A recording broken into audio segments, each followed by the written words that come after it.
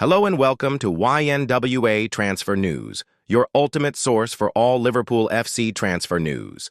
Our first news is this. Liverpool already hold transfer battle advantage for Mo Salah's replacement.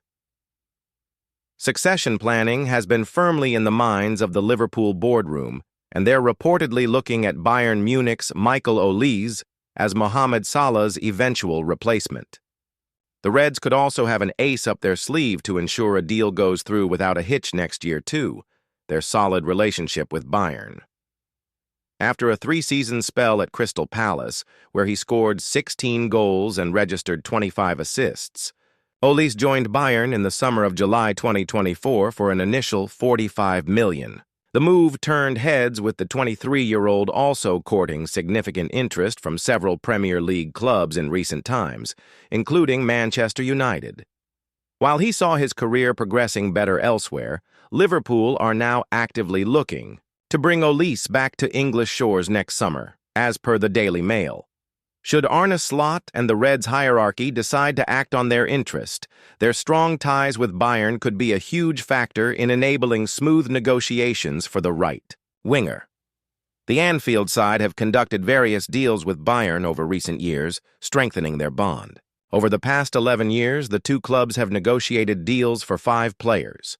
Since 2014, Liverpool have sold 3 players to the Bundesliga giants, with Pepe Reina, Sadio Mane, and most recently Luis Diaz, all making the switch from Merseyside to Bavaria.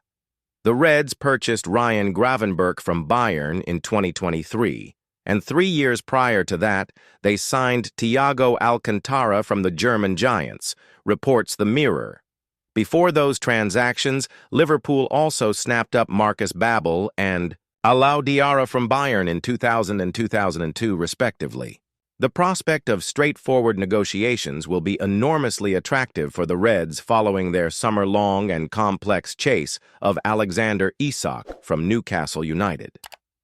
Liverpool's botched attempt for Palace skipper Marc Guéhi, which fell through at the 11th hour after drawn-out discussions this summer, could also play on the club's mind when it comes to future transfer business. There's no doubt that Salah continues to perform at an elite level despite his advancing age.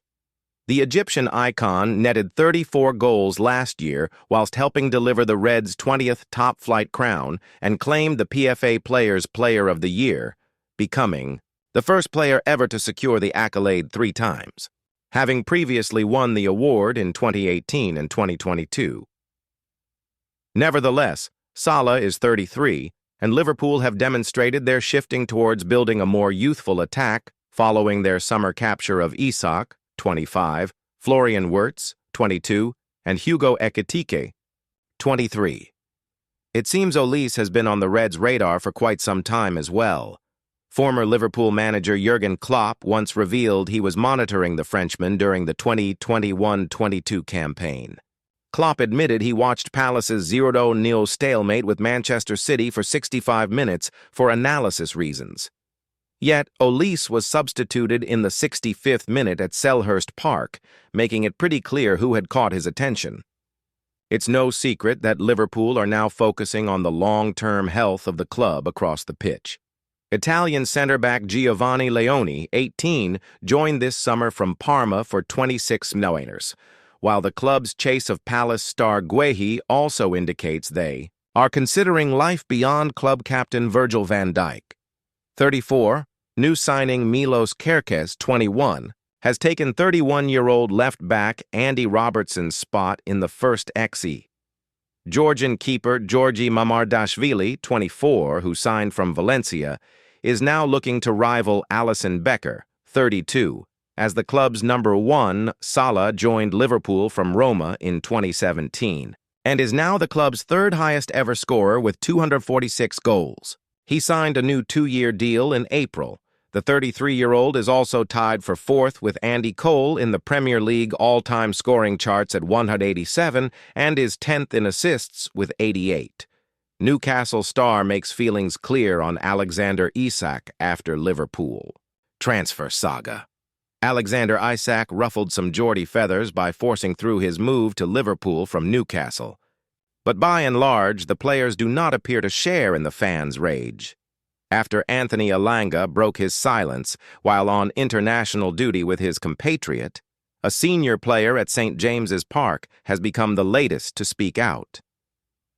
Amusingly, from a Liverpool perspective, there has been something of a witch hunt in corners of the Magpies fan base, with online amateur detectives tracking down who exactly has liked and replied to Isak's posts since his transfer. Much to their chagrin, many Newcastle stars have sent him on his way with well wishes. Sven Botman was particularly effusive in his public farewell, prompting accusations that he had failed to read the room. Meanwhile, Hugo Ekitike is among those to have liked Isak's posts from the Anfield side. That will no doubt wind up Newcastle fans as well, given that there was bullish talk earlier in the summer that Ekitike would be playing alongside Isak at St. James's Park. Instead, they have both ended up at Liverpool, but after Anthony Gordon had talked about an added edge to the game against Liverpool before promptly getting sent off, the sudden fondness of the internal farewells to Isak are what have truly gone down. Like a lead balloon on Tyneside. The official statement might have been petty, but at least reflected the mood accurately. In the latest blow to supporters, lifelong Newcastle fan Dan Burn has become the latest to play down the tensions. Currently away on England duty, the centre-back insisted that there is no animosity toward his mate, Isak. "I'm glad it is done," conceded Byrne via the BBC. "We wanted the transfer window closed to have a bit of clarity on it.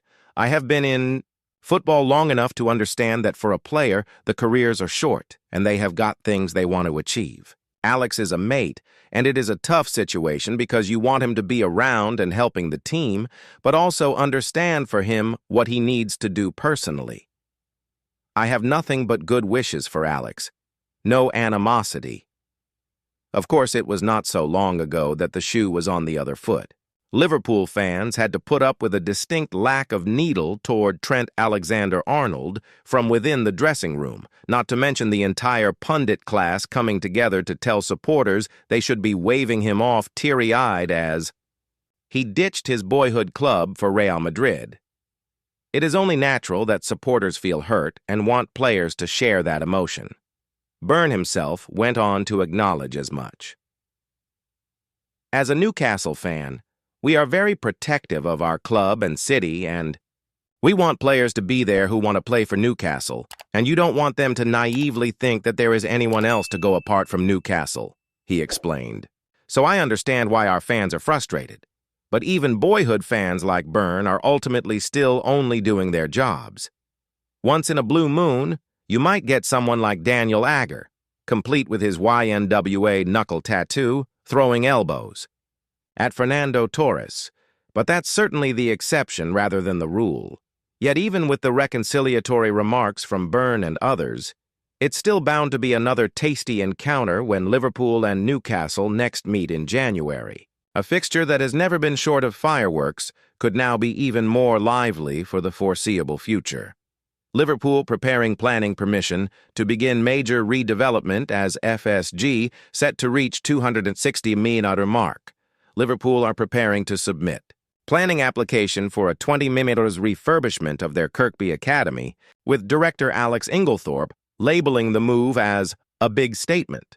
It represents the biggest single investment in the base since it opened back in 1998, with the long-serving Inglethorpe talking up his excitement ahead of the plans formally beginning.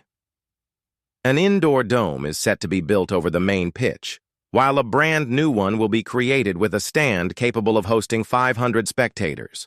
The plans will also include a redevelopment of the medical and sports science functions. Julian Ward, who is the technical director of Owners Fenway Sports Group, is said to have visited up to 25 other clubs in an effort to map out what could be possible at the Kirkby facility, and Inglethorpe, who has been at the club since 2012, revealed more about the development project, which is hoped will be complete by 2028. "It's a big statement," Inglethorpe told The Athletic. The owners have embarked on a number of infrastructure projects in recent years, with the redevelopment of the two stands at Anfield, building the AXA training center to put us all on one site here at Kirkby, and giving Melwood a facelift for the women's team to go there. We've always been patient as an academy, knowing where we sit in the order of things, but now it's our turn, and it's really exciting. We've never had a full-size indoor facility before that would match up with a lot of our competitors. While I'm all for toughening them up in the Kirkby wind and rain, there are a lot of days when we have to cancel training or the quality of a session is compromised. It's going to make a massive difference. The 20 million proposal is the latest infrastructure project by owners FSG, who oversaw the building of the 50 meters AXA training center that was officially opened 5 years ago. In late 2023, Liverpool completed their 80 millimeters redevelopment of the Anfield Road end of their iconic stadium, which followed on from the increase of capacity of the 110-meter main stand, which was signed off in September 2016. It means FSG have committed to around $260 million on building work on club property during their near 15 years as owners, dating back to their October 2010 arrival, when they were known as New England Sports Ventures. We're already reaping the benefits of the changes made this summer, Inglethorpe added. It's important for the boys and their families to see that investment. We're constantly trying to evaluate and innovate. Alexis Mac Allister's Argentina absence explained fresh from Liverpool injury troubles. Liverpool might have been fearful watching on as Alexis Mac Allister did not make it off the bench in Argentina's latest FIFA World Cup qualifier against Venezuela. However, manager Lionel Scaloni has confirmed the midfielder's absence was not injury-related. Mac Allister missed the final 2 matches of the 2024-25 title-winning campaign because of an undisclosed injury and only returned to playing, again deep into Liverpool's preseason schedule. After featuring in the Community Shield and the Premier League opener against Bournemouth, he missed the trip to Newcastle United with a minor issue this time, before most recently returning to Arne Slot's lineup for the win over Arsenal. Now, the 26-year-old has traveled to South America for the international break. However, he sat out Argentina's 3-0 win over Venezuela overnight on the bench. Before the fixture took place, La Albiceleste boss Scaloni had stated during his press conference, "Alexis Mac Allister arrived late, and I don't think he'll make the team because he barely trained." It would appear that this was caused by an issue with a KLM flight that forced the Liverpool star to divert to Paris, France, before continuing on the journey back to his homeland. As a result, he could only watch on from the sidelines in Buenos Aires as his national teammates cantered to victory. He still has opportunity to play in the upcoming away match against Ecuador on September 10th, but Slot will want Mac Allister fit when he returns to Merseyside. Liverpool have an action-packed 2 weeks with Premier League fixtures against Burnley, and Everton squeezed between the start of UEFA Champions League and Carabao Cup campaigns. The reigning world champions had already confirmed their place at next summer's World Cup, which is to be held between Canada, the United States, and Mexico. However, the fixture held some significance as it has been billed as potentially Lionel Messi's final appearance for his country on home soil. The modern-day legend scored twice against the Venezuelans, now aged 38 and with no more Argentina fixtures. Scheduled in the country before the next major tournament, he is being extremely cautious over his fitness. "Because of my age, the most logical thing is that I won't make it," Messi said via ESPN. "There are so many emotions. I've experienced so many things on this field.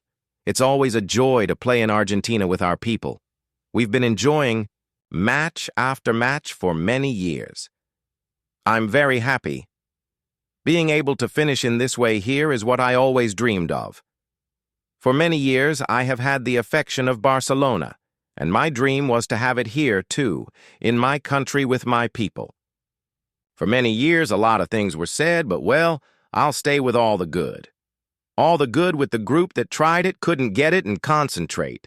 Then I was given it, and some of the players in the roster, and the past one. Everything. We lived was beautiful. Today was the last one for points here."